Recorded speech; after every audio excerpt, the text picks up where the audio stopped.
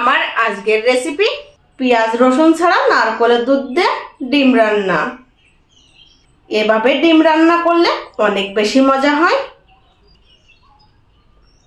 চলুন বন্ধুরা দেখে নেওয়া যাক কিভাবে এই মজার ডিমটি রান্না করেছি।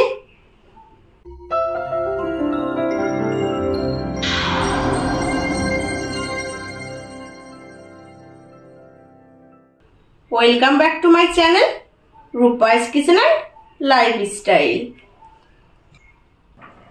পেঁয়াজ রসুন ছাড়া ডিম রান্না করার জন্য এখানে আমি 7টি ডিম নিয়েছি। ডিমগুলো থেকে আমি খোসা ছাড়িয়ে নিয়েছি। আর যেহেতু পেঁয়াজ রসুন ছাড়া ডিম রান্না করব সেহেতু এখানে অবশ্যই চুই ঝাল ব্যবহার করতে হবে। আমি এখানে বড় বড় 2 টুকরা চুই ঝাল নিয়েছি। এখানে 2টি মিডিয়াম সাইজে আলু এভাবে কেটে নিয়েছি। আর আলু 2টিও কিন্তু ডিমের সঙ্গে সেদ্ধ করে খোসা ছাড়িয়ে কেটে নিয়েছি। এখানে নিয়েছি নারকেলের দুধ।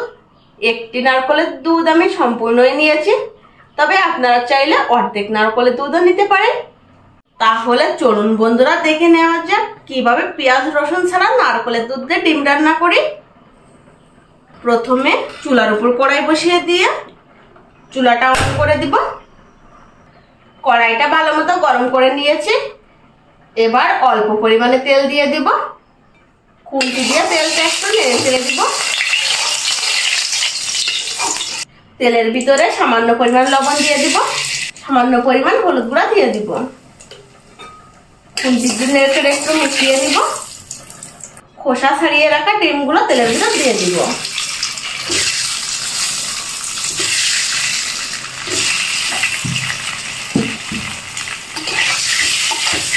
ডিমগুলো হালকা লাল করে ভেজে নিব। ডিমগুলো আমি লাল করে ভেজে নিয়েছি, এবার তুলে নিব।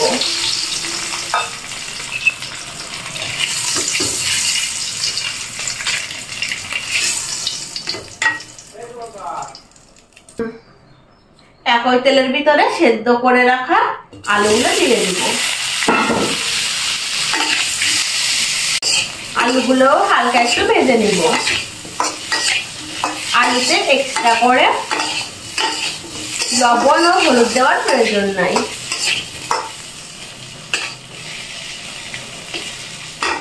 আজকের ডিম রান্নাটা কিন্তু আমি একেবারে ঘরোয়া ভাবে খুবই কম তেল মশলায় করব।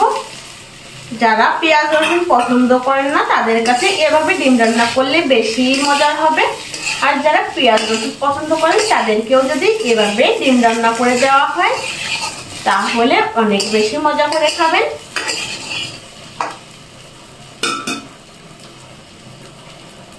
আলুগুলো আমি হালকা লাল করে ভেজে নিয়েছি। এবার আলুগুলোও তুলে নেব।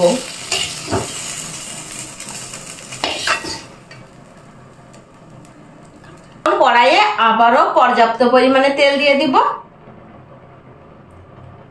খুবই কম তেল মশলায় রান্না করব।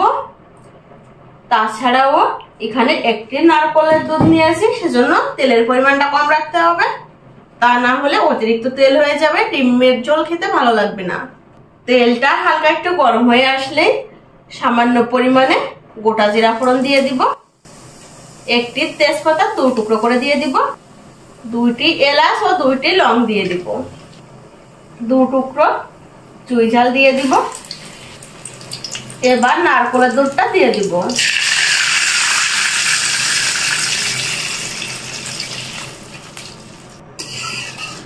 যতক্ষণ না পর্যন্ত নারকেলের দুধটা শুকিয়ে যাচ্ছে ঠিক ততক্ষণ পর্যন্ত এভাবে চুলার জালটা হাইতে রেখে রান্না করে নিব। দেখুন বন্ধুরা, নারকেলের দুধটা জাল করে আমি 3 ভাগের 2 ভাগ দুধ শুকিয়ে নিয়েছি। 1 ভাগ দুধ রয়েছে আর তেলটাও উপরে উঠে যাচ্ছে। এবার কাঁচামরিচ বাটা দিয়ে দিব। ঝালটা আপনারা আপনাদের স্বাদ অনুযায়ী দিয়ে দিবেন। পরিমাণ মতো হলুদ গুঁড়া দিয়ে দিব। স্বাদ মতো লবণ দিয়ে দিব। সব উপকরণগুলো খুন্তি দিয়ে নেড়ে একটু মিশিয়ে নিব। এবার চুলার জালটা আবারও হাইতে রেখে 1 মিনিটের মতো জাল করে নেব। চুলার জালটা হাইতে রেখে আরো 1 মিনিটের মতো জাল করে নিয়েছি। আগে থেকে ভেজে রাখা আলুগুলো দিয়ে দিব। ডিমগুলোও দিয়ে দিব। সব উপকরণগুলো আবার একটু মিশিয়ে 4-5 মিনিটের মতো কষিয়ে নেব।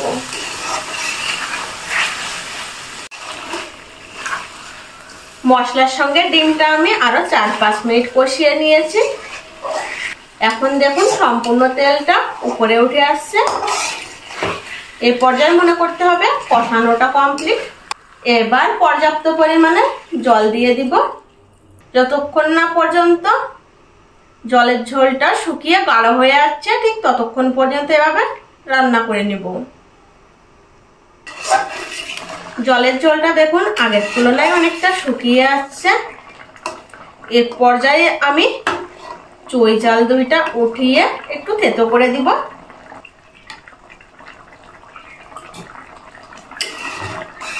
আমার ভিডিওগুলো যদি ভালো লেগে থাকে তাহলে অবশ্যই আমার চ্যানেলটি সাবস্ক্রাইব করে পাশে থাকা বেল আইকন বাটনটি প্রেস করে দিবেন। তাহলে নতুন কোনো ভিডিও আপলোড করার সঙ্গে সঙ্গে সবার আগে নোটিফিকেশন পেয়ে যাবেন। চুই জাল একটু থেতো করে দিয়েছি, এবার ডিমের সঙ্গে মিশিয়ে নিব।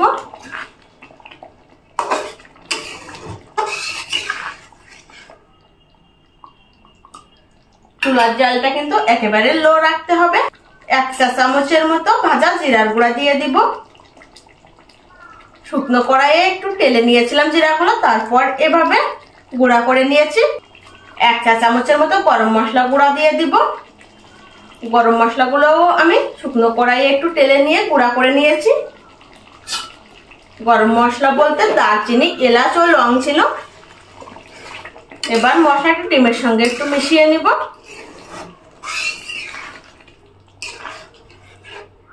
ডিমটা রান্না করা কিন্তু কমপ্লিট। এবার চুলাটা অফ করে দিব। এভাবে 5 মিনিট রেখে দিব। 4-5 মিনিট এভাবে রেখে দিয়েছিলাম, তার ভিতরে দেখুন তেলটা উপরে উঠে আসছে।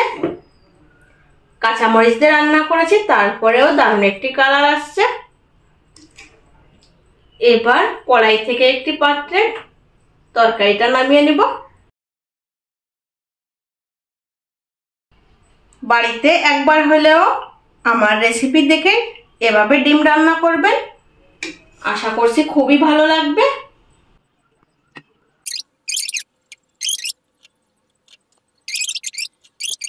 গরম ভাতের সঙ্গে যদি এরকম ডিম রান্না থাকে তাহলে আর কোনো রেসিপির প্রয়োজন পড়বে না।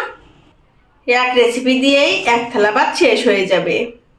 তো আমার আজকের ভিডিওটি এই পর্যন্তই। যদি ভিডিওটি ভালো লেগে থাকে তাহলে লাইক, কমেন্ট এন্ড শেয়ার করবেন।